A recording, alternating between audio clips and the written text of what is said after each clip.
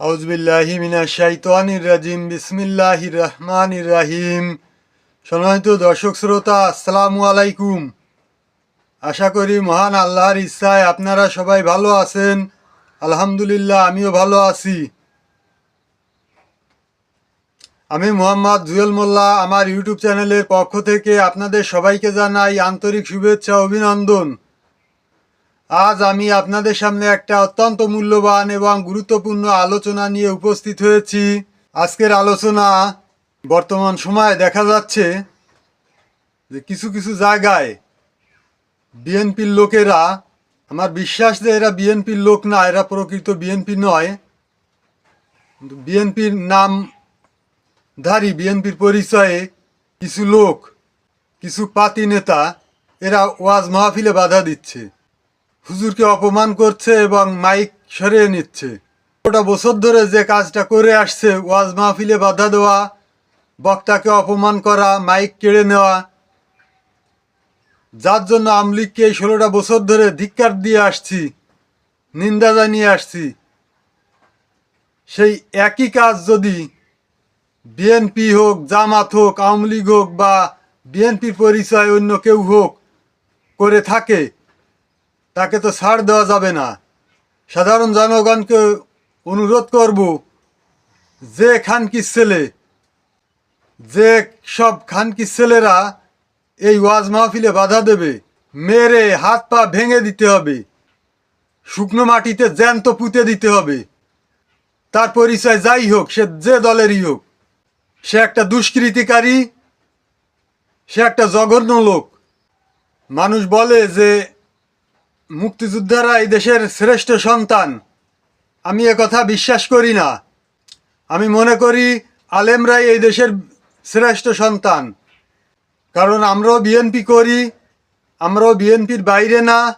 বিএনপির নামে বর্তমানে যে কথাগুলো রটনা করা হচ্ছে, এর আসলে 90%, কিছু না ঘটলে কিছু রটে না, এটা সত্য। তবে 90%ই ভুয়া, সাজানো এবং বানোয়াট গল্প। তার কারণ 16টা বছর আওয়ামী লীগ ক্ষমতায় ছিল।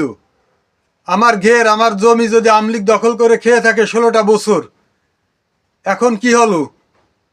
এখন তো আর আওয়ামী লীগ নাই। তারা তো জনরোষে ভয়ে দেশ ছেড়ে পালিয়েছে।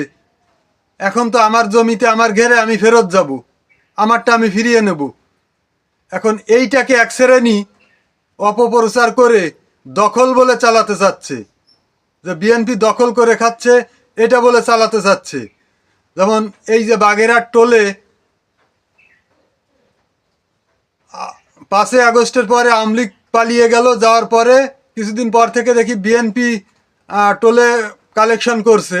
কিন্তু এই নিয়ে একটা রটনা হলো কি, যে বিএনপি জোর করে যে ওখানে টোল আদায় করছে।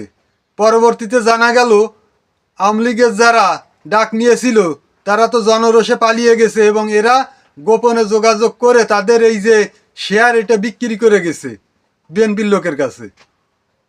তারা টাকা দিয়ে কিনে ওখানে টোল আদায় করছে। তাহলে এখানে তো আর দখলবাজির কি হলো? হয়তো কম টাকায় কিনেছে, যারা পালিয়ে গেছে তারা তো আর বসতে পারছে না। এরা চিন্তা করছে যে যা পাই এটাই লাভ।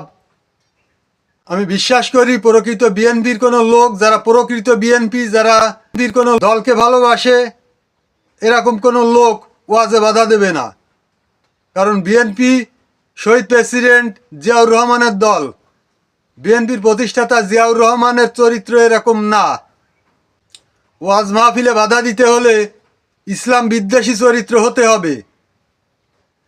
তারপরেও একজন হুজুর বা একজন বক্তা যদি ভুলভাল কিছু বলে বা মিথ্যা অপপ্রচার কিছু করে, তাকে বুঝিয়ে বলতে হবে যে হুজুর বিষয়টা এই না এই। তাও কি তার তার আলোচনার মধ্যে তাকে ডিস্টার্ব করা যাবে না। প্রয়োজন হলে আলোচনা শুরুর আগে বলতে হবে যে আপনি কি বিষয়ে আলোচনা করবেন, এই বিষয়ে আলোচনা করলে বিষয়টা কিন্তু এই না এই। বিএনপি সম্পর্কে যা কিছু রটনা হচ্ছে, এসব কিন্তু সত্য নয়, এর 90% ভুয়া, মিথ্যা কথা। বিএনপির নেতা তারেক রহমান উনি তো স্পষ্ট জানিয়ে দিয়েছেন যে বিএনপির নামে যদি কেউ চাঁদাবাজি করে, দখলবাজি করে, তাকে পুলিশে ধরিয়ে দিতে। বিএনপি তো এটাকে সমর্থন করে না। তারপরেও বিএনপির আর একটা দোষ আছে, এটা হচ্ছে কর্মীদেরকে অবমূল্যায়ন করা। বিএনপির শীর্ষ নেতা হতে শুরু করে জেলা পর্যায়ে নেতৃবৃন্দ, উপজেলা পর্যায়ে নেতৃবৃন্দ, সবার ভিতর ইউনিয়ন পর্যায়ে যারা নেতৃবৃন্দ, সবার ভিতরে এই গুণটা আছে। যদিও সেই বিষয়ে আজকে আলোচনা করব না, আজকের আলোচনার বিষয় এটা না, ওই বিষয়ে ইনশাল্লাহ অন্য একদিন আলোচনা হবে। কিন্তু বিএনপি সম্পর্কে যে কথাগুলো শোনা যাচ্ছে তার 90%ই ভুয়া এবং সাজানো। 16টা বছর ধরে যদি আমার জমি, আমার ঘেরবাড়ি কেউ দখল করে খায়, আমি তো আমার দখল ফিরিয়ে নেব। কিন্তু এইটাকে তো পাল্টা দখল বলে কেউ চালানোর চেষ্টা করলে এটা তো আর মেনে নেওয়া সম্ভব না, মেনে নেওয়া যায় না। আসলে বিষয়টা এরকমই হচ্ছে। ওই যে টোলের বিষয় যেটা বললাম, এরকমই অপপ্রচার হচ্ছে। তারপরে একেবারে যে কিছু হচ্ছে না তা না, কিছু না ঘটলে কিছু রটে না। হয়তো দেখা যাচ্ছে যে সেভাবে যাচাই বাছাই করলে 90%ই বানোয়াট, অপপ্রচার। এক শ্রেণীর আছে সন্ত্রাস দখলবাজ, এরা আওয়ামী লীগের সময় সন্ত্রাসী কর্মকাণ্ড ছিল, এখন আস্তে আস্তে খোসা বদল করে, খোলস পরিবর্তন করে বিএনপির ভিতর ঢুকে যাচ্ছে। তারাই এই ধরনের কাজবাজ বেশি ঘটাচ্ছে। এদের বিরুদ্ধে বিএনপির দেশপ্রেমিক লোক এবং সাধারণ জনগণ সবাইকে সজাগ থাকতে হবে। এছাড়া কোনো ওয়াজ মাহফিলে, কোরআনের আলোচনায় যেন কেউ বাধা দিতে না পারে, এবং কেউ বাধা দিলে তাকে কঠোর হস্তে দমন করতে হবে।